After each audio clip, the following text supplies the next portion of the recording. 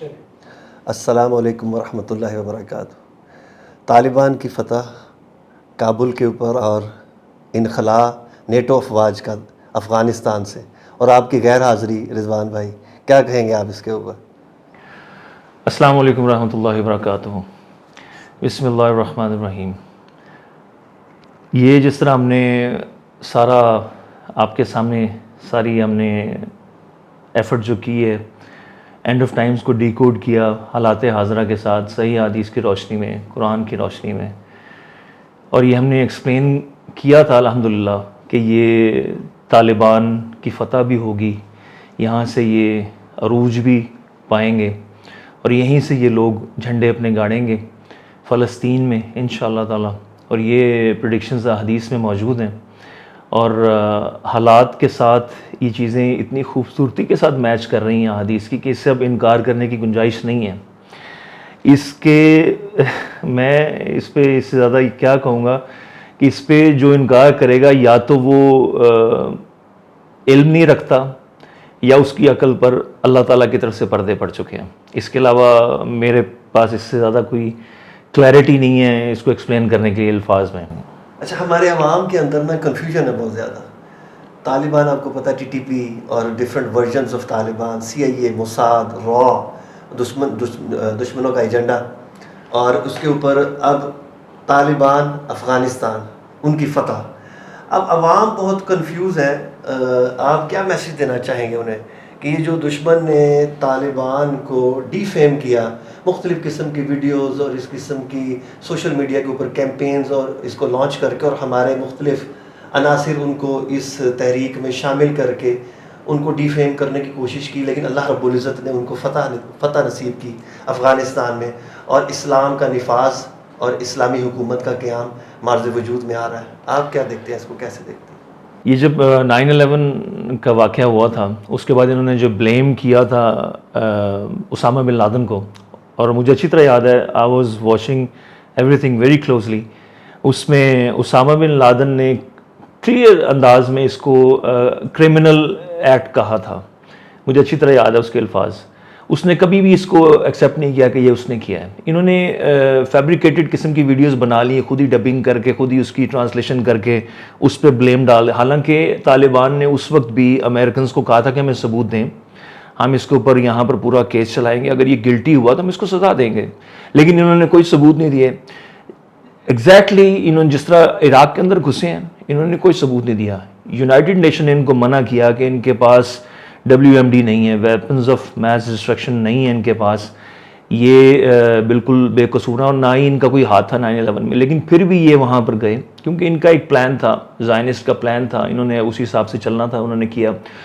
اس کے انہوں نے اسلاموفوبیا کریٹ کیا، اسلاموفوبیا کریٹ کر کے انہوں نے طالبان کو دہشت گرد قرار دیا، مسلمانوں کو انہوں نے پوری دنیا میں ان کے بلڈ کی ویلیو انہوں نے ختم کر دی، میڈیا کی کیمپین چلا کے، ایک پروپیگنڈا چلا کے مسلمانوں کے خلاف کہ یہ ان کا مذہب ان کو دہشت گردی سکھاتا ہے، اسلام میں ریڈیکلزم اور اسلامی جہادسٹ اور اسلامی بلا بلا کر کے، ان کے اسلام کا ورڈ یوز کر کے انہوں نے ٹیررسٹ کی چھاپ لگا دی۔ اس کے بعد کیا ہوا، جہاں بھی مسلمانوں کے بچے بھی مرتے تھے تو وہ پوری دنیا جو ہے وہ اس کو کوئی پرواہ نہیں ہوتی تھی، وہ کہتے تھے کہ یہ ٹیررسٹ ہیں، ان کو مرنے دو، ان کی بلڈ کی ویلیو ختم کر دی انہوں نے۔ اور طالبان کو انہوں نے کس طرح گندا کیا پاکستان کے اندر، انہوں نے فنڈڈ قسم کے گروپس ان کو اکٹھا کیا، اور ان کو را کی طرف سے، موساد کی طرف سے، CIA کی طرف سے ان کو فنڈنگ دی گئی، جس کو TTP کہا جاتا ہے، تحریک طالبان پاکستان۔ تو وہاں سے ہم لوگ کنفیوز ہو گئے، ہم نے سب کو ایک ہی سمجھ لیا، ہم نے گدھے گھوڑے میں فرق نہیں کیا، اور ہمارے مسجدوں میں دھماکے شروع ہو گئے، ہمارے بازاروں میں دھماکے شروع ہو گئے، اور ساتھ ہی ایک لائن چل پڑتی تھی نیوز کی کہ طالبان نے اس کی جو ہے ذمہ داری قبول کر لی۔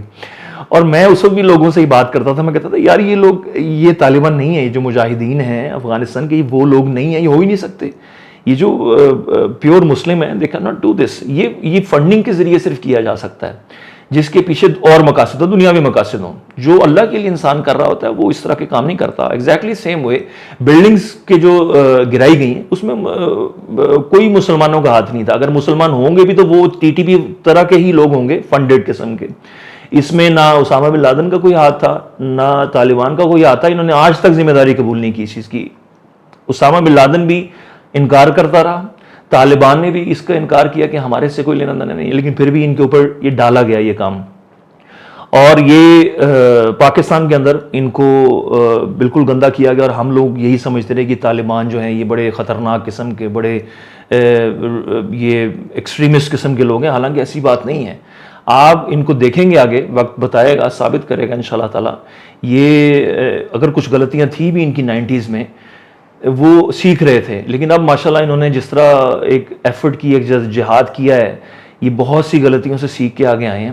اور یہ حدیث کی روشنی میں یہ کلیئرٹی ہے, بڑی واضح یہ چیزیں ہیں کہ یہ ان کو اب اللہ نے ان سے دین کی مدد لینی ہے. جس ہم نے وہ حدیث پہلے کئی دفعہ ہم کوٹ کر چکے ہیں کہ جب بڑی بڑی جنگیں شروع ہونے لگیں گی. اچھا یہ پوائنٹ بڑا امپورٹنٹ ہے, بڑی بڑی جنگیں جب شروع ہونے لگیں گی. اس سے پہلے مدینہ کی ویرانی اور یروشلم کا جو ہے کیپٹل, یہ اس حدیث کا تیسرا پوائنٹ ہے. لیکن جس حدیث کی میں بات کر رہا ہوں اس کے سٹارٹ یہاں سے ہو رہے ہیں. دونوں حدیث کو آپ ملائیں. بیت المقدس کی آبادی والی حدیث ہے, اس کو لے لیں آپ. یہ 2017 میں یروشلم یہودیوں کا, القدس انہوں نے کیپٹل بنا لیا یہودیوں کا. اور ان کے رہبائز نے ڈکلیئر کر دیا کہ پوری دنیا سے جوش اس کو آباد کریں آ کے, اب یہ وقت آ گیا. اور ہم نے دیکھا پچھلے 3 سال کے اندر بہت سے ممالک سے جوش جو ہے وہ وہاں سے اپنا شفٹ کر کے اپنے گھر کو اور بزنس کو وہ ادھر لے گئے ہیں یروشلم کے اندر.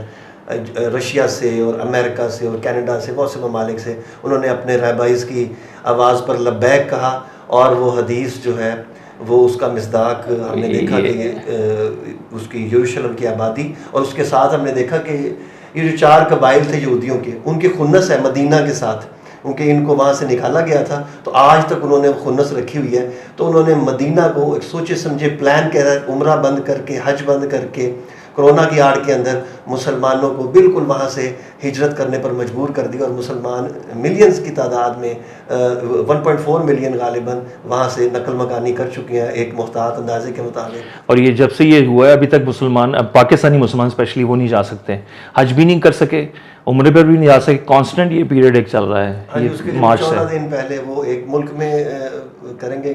نہیں ابھی جا بھی نہیں سکتے, پاکستانی ابھی بھی نہیں جا سکتے. وہ میں نے پتہ کیا ہے, وہ بہت زیادہ ہرڈلز انہوں نے ڈال دی ہوئی, یہ نہ جانے والی بات ہے. اور آنے والے دنوں میں یہ ہم دیکھ رہے ہیں کہ مدینہ مزید جو ہے وہ اس میں سے لوگوں کا انخلاء ہو رہا ہے. اچھا وہ بات کہیں اور نکل جائے گی. پہلے ہم اس کو کر لیں, یہ بیت المقدس والی جو ہے نا, ویوز کو بتانا ہے نا کہ اس وقت ہم ایکچوئل میں اس حدیث کا جو تیسرا پوائنٹ ہے اس میں پہلے 2 پوائنٹس کے اندر اس وقت دنیا میں کیا ہو چکا ہے. ہم پہلے تیسرا پوائنٹ جو امپورٹنٹ ہے جس کی طرف ہم آ رہے ہیں کہ دنیا میں بڑی بڑی جنگوں کا آغاز. جی ہم پہلے پوائنٹ پہ تھے نا, اس کو 104 نمبر آیت سے بھی آپ ملائیں گے کہ اللہ تعالیٰ نے سورہ بنی اسرائیل کی 104 نمبر آیت کہ اللہ تعالیٰ ان کو ایک جگہ اکٹھا کریں گے جب آخری وعدہ آ جائے گا. آخری وعدے کے ساتھ ہم نے اس کو ڈیکوڈ کیا تھا کہ یہ جب سے یہ نکالے گئے نا 70 عیسوی کو ان کو نکالا گیا تھا یروشلم سے, اس کے بعد سے اب تک تقریباً 1950 سال بعد آج یہ ڈکلیئر کر سکے ہیں یروشلم کو اپنا کیپٹل. تو یہ اتنا ایک لمبا پیریڈ عرصہ لگا ان کو واپس اس شہر کو آباد کرنے میں جس کو بیت المقدس کی آبادی کا مطلب ہے جس کا. اس کے بعد دوسرا پوائنٹ تھا مدینہ کی ویرانی. مدینہ کی ویرانی میں ابھی بھی لوگ میں دیکھتا ہوں کنفیوز ہیں. جو جس طرح آپ نے اس کو بتایا تھا کہ اس میں جب مدینہ کی ویرانی, اس میں یثرب کا ورڈ یوز ہوا ہے. یثرب تھا پرانا مدینہ کی جو تھی نا, اس کا جہاں پہ آج جس میں مسجد نبوی ہے, وہ تھا ایکچولی یثرب, جس کا حدود اربع تھوڑا تھا. اب تو مدینہ بہت پھیل گیا ہوا ہے. تو جو یثرب کی ویرانیاں مسجد نبوی کی, اس آپ نے دینا ہے مسجد نبوی کا جو خطہ ہے, جو مسجد نبوی کا جو ایریا ہے وہ سب انہوں نے بند کر دیا ہوا ہے. بڑے مختصر سے لوگ اندر جاتے ہیں. ریاض الجنہ تو میرے خیال سے ابھی بھی شاید بند ہی ہے, لوگ وہاں پہ نہیں جاتے. روضہ رسول کی زیارت پتہ نہیں ابھی انہوں نے شروع کی یا نہیں کی. بہرحال وہ اس کے آس پاس کے جو مالز تھے, جو شاپس تھیں, جو ریسٹورنٹس تھے, سب بند ہو چکے ہوئے ہیں اور لوگ وہاں سے موو کر چکے ہوئے ہیں. اب وہاں پر بڑے تھوڑے سے ریسٹورنٹس ہیں, بڑے تھوڑے سے ہوٹلز ہیں جو چل رہے ہیں, کیونکہ ابھی تک لوگوں کا وہ ہجوم نہیں آ رہا. کیونکہ کہاں انہوں نے پلاننگ کی ہوئی تھی اس ایریے کی 30 لاکھ لوگوں کو اکوموڈیٹ کرنے کی. اب وہاں پر ہزاروں میں صرف لوگ آ رہے ہیں, 30-40 ہزار, اس سے زیادہ لوگ نہیں ہیں. اگر وہ بھی جو آس پاس کے ایریا کے لوگ آ جاتے ہیں, وہ بھی جمعے کے دن جب ایک اجتماع ہوتا ہے اس وقت زیادہ اکٹھے ہوتے ہیں. عام دنوں میں اگر آپ فجر کی ٹائمنگ پہ وہاں کی اگر آپ ویڈیوز دیکھ لیں, وہ بڑی کم تعداد میں لوگ ہیں. بہرحال مدینہ کی ویرانی ہوئی. اس کے بعد اس حدیث کا جو تیسرا پوائنٹ ہے وہ ہے بڑی جنگوں کا آغاز. اس تیسرے پوائنٹ کو آپ نے ملانا ہے مولی والی حدیث کے ساتھ, جس کا سٹارٹ ہو رہا ہے کہ جب بڑی بڑی جنگیں ہونے لگیں گی. یہ اس کا تیسرا پوائنٹ اور اس کا سٹارٹ اس حدیث کا. تب اللہ تعالیٰ اجمیوں میں سے ایک لشکر اٹھائیں گے. یہ آپ نے دیکھنا ہے کہ یہ اتفاق نہیں ہے, یہ سب حالات کے ساتھ چیزیں میچ ہو رہی ہیں. اجمیوں میں سے لشکر اٹھائیں گے جن کے پاس اربوں سے زیادہ. اچھا, اس میں اب یہاں یہود و نصارہ کی بات نہیں ہوئی, یہاں پر کسی اور پرشین امپائر کی بات نہیں ہوئی. یہاں پر کمپیریزن کیا رسول اللہ صلی اللہ علیہ وسلم نے کہ اربوں سے زیادہ اچھے ہتھیار ہوں گے اور اربوں سے زیادہ وہ اچھے سوار ہوں گے. اب سوار سے مراد اگر ہم دیکھیں آج کل کے دور میں تو یہ پائلٹس ہیں. ہتھیار سے مراد آپ لے لیں جو ماڈرن ٹیکنالوجی ہے ہتھیاروں کی, وہ دیکھ لیں. اور ہم نے جس طرح یہ سارا ایکسپلین کیا تھا کہ یہ افغان جو ہیں انہوں نے پاکستان ISI اور پاکستان کی جو خفیہ طاقتیں ان کے ساتھ مل کے یہ جنگ لڑی ہے. جس طرح انہوں نے رشیا کے خلاف لڑی تھی, ایگزیکٹلی سیم وے انہوں نے یہ 20 سال کی جد و جہد جو ہے انہوں نے پاکستانی فوج کے ساتھ مل کر, خفیہ طاقتوں سے مل کر انہوں نے یہ کی ہے. اور پاکستان کے پاس اچھے سوار بھی ہیں, اچھے ہتھیار بھی ہیں. اور اب تو خبریں یہ بھی آ رہی ہیں کہ افغانیوں کے پاس بھی سارے ہتھیار ان کے پاس آ چکے ہیں جو کہ امریکن ٹیکنالوجی ہے. جی, وہ بڑے اچھے ان کے پاس تمام ہیلی کاپٹرز, اور اب وہ پلاننگ کر رہے ہیں اپنی ایئر فورس بنانے کی. ایئر فورس کے لیے رشیا کے ساتھ ان کی کوئی مشقیں چل رہی ہیں, چلیں گی, اور پاکستان کے ساتھ اور ان کی آپس میں بات چیت چل رہی ہے, اور چائنا کے ساتھ یہ بلاک تیار ہو رہا ہے. اور اس کے اندر ہم آنے والے دنوں میں انشاءاللہ دیکھیں گے کہ یہ فورس ایک یہاں سے تیار ہوگی جو ایلیا میں جا کر جھنڈے گاڑے گی. اچھا, یہ آپ دیکھیں, اچھا ایلیا بیسکلی فلسطین کو کہا جاتا ہے, پرانا نام تھا اس کا. اچھا یہ دیکھیں کہ یہ جب 9/11 ہوا تو بش نے اس کو کہا کہ ہم کروسیڈ کا آغاز کرنے لگے ہیں. کروسیڈ ہوتی ہے عیسائیوں کی مذہبی جنگ مسلمانوں کے خلاف, اس کو کروسیڈ کہا جاتا ہے. یعنی کہ ان کی صلیبی جنگ جو ان کا جو آئیڈیالوجی پہ ہوتی ہے, کرسچن آئیڈیالوجی مسلمانوں کے خلاف, اس کو ان کی مذہبی جنگ کو کروسیڈ کہا جاتا ہے. جس طرح ہمارے غزوہ کہا جاتا ہے. غزوہ کا مطلب یہ نہیں ہے کہ رسول اللہ صلی اللہ علیہ وسلم اس میں شامل ہوں تو غزوہ ہے. غزوے کا اگر آپ مطلب سمجھیں گے, کیونکہ رسول اللہ صلی اللہ علیہ وسلم تو جس بھی جہاد میں شامل ہوئے ہیں وہ تو آٹومیٹکلی غزوہ ہے, کیونکہ رسول اللہ صلی اللہ علیہ وسلم نے تو ہر کام اللہ ہی کے لیے کیا, وہ تو آبویس سی بات ہے. لیکن رسول اللہ صلی اللہ علیہ وسلم کے بعد جب بھی مسلمان اللہ کے لیے لڑیں گے وہ غزوہ ہی ہوگا. غزوے کے جو معنی ہیں وہ وہی ہیں کہ یہ مذہبی جنگ جو مسلمان اللہ کے لیے لڑتے ہیں. ایک ہوتا ہے کہ پاکستان انڈیا کی جنگ ہو رہی ہے جیسے 1965 کی ہوئی, 1971 کی ہوئی, اس کو غزوہ نہیں کہیں گے, وہ ایک علاقائی وارز ہیں, وہ اس کو اس طرف آپ رکھیں گے. لیکن جب آپ یہ دیکھیں گے کہ جب غزوہ ہند کی جب بات آتی ہے تو یہ بھی ہونا ہے, کیونکہ یہ جب اس آئیڈیالوجی پہ جب ہم آ جائیں گے نا, جب ہم لڑیں گے ہندوؤں سے اس آئیڈیالوجی پہ اللہ کے لیے, اور اس میں کوئی مقصد نہیں ہوگا, دنیا کا کوئی لالچ نہیں ہوگا, اس میں صرف اور صرف اللہ کے لیے جب جنگ لڑی جائے گی, اس کو غزوہ کہا جاتا ہے. تو یہ غزوہ بھی ہونا ہے. اچھا, بش نے جب یہ 9/11 سٹارٹ کیا تو اس نے اس کو کروسیڈ کہا. انہوں نے یک طرفہ کارروائی کرتے رہے, انہوں نے مسلمان ممالک کو جس طرح افغانستان سے سٹارٹ کیا, پھر عراق, پھر اس کے بعد صومالیہ میں انہوں نے خانہ جنگی شروع کروا دی, سوڈان میں خانہ جنگی شروع کروا دی, یمن میں کروا دی, شام میں کروا دی. انہوں نے ساری مسلم ممالک میں جہاں جہاں یہ خود اٹیک کر سکتے تھے وہاں خود اٹیک کیا, جہاں یہ خانہ جنگی کروا سکتے تھے TTP کی طرح انہوں نے فنڈنگ کر کے انہوں نے خانہ جنگیاں کروائی ہیں. اور پاکستان میں پوری کوشش تھی ان کی خانہ جنگی کروانے کی, اور ابھی تک وہ کوششیں جاری ہیں. اور الحمدللہ پاکستان کو اللہ تعالیٰ نے بچایا ہے, جس طرح کرونا سے بھی بچایا نا اللہ تعالیٰ نے پاکستان کو, اس طرح یہ خانہ جنگی والے معاملے میں بھی اللہ تعالیٰ نے خاص مدد فرما کے پاکستان کو بچایا. ادروائز ان کی پوری کوشش تھی, ایک ان کی پوری آپ دیکھ لیں سیریز آف بامبنگ, یہ سوسائڈ بامبنگ اور یہ سارے معاملات, اور یہ آپس کے تفرقہ بازی, اور پھر یہ لڑائی, اور یہ سارے معاملات, اور یہ جو آپس میں تقسیم کر کے ڈیوائڈ اینڈ رول کا جو ان کا طریقہ کار ہے, طریقہ واردات ہے پرانا, اس میں پاکستان کو انہوں نے گھیرنے کی بڑی کوشش کی, لیکن الحمدللہ اللہ تعالیٰ پاکستان کو بچاتا رہا. اب یہ فوج پاکستان نے بڑا اچھا کردار ادا کیا. جی بالکل. ابھی جو ایران کی اور افغانستان کے بھی آپس میں روابط اچھے ہوئے ہیں, یہ بڑا ایک وائز کام کیا مسلمانوں نے، ادروائز یہ پھر انہوں نے وہی کام کروانا تھا، انہوں نے لڑائی کروانی تھی، لیکن الحمدللہ ہماری ISI نے، ہماری فوج نے درمیان میں پڑھ کے بڑے اچھے طریقے سے معاملات کو سلجھا دیا ہے۔ اچھا، اب یہ ہوا یہ کہ ہم پہ یک طرفہ کارروائی یہ کرتے رہے اپنی کروسیڈ کے، یعنی کہ اس کو نام انہوں نے دے دیا وار آن ٹیرر، ٹھیک ہے، لیکن تھی یہ کروسیڈ اور ابھی بھی کروسیڈ ہی ہے۔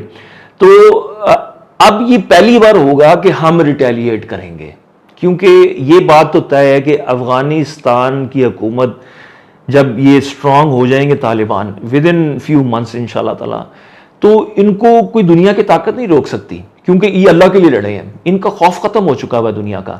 انہوں نے کشمیر بھی آزاد کروانا ہے، ٹھیک ہے، یہ انشاءاللہ تعالیٰ اللہ تعالیٰ ہمیں زندگی دے، صحت دے، اور اللہ تعالیٰ ہمیں وہ عافیت دے اور وہ مواقع دے کہ ہم اس میں شامل ہو جائیں۔ یہ بات آپ اس کو لکھ لیں، یہ پلیز مارک دیز ورڈز، کہ یہ کشمیر بھی آزاد کروائیں گے اور یہ فلسطین بھی آزاد کروائیں گے۔ اب آگے رکنے والا معاملہ نہیں ہے، یہ بڑی کلیئر بات ہے۔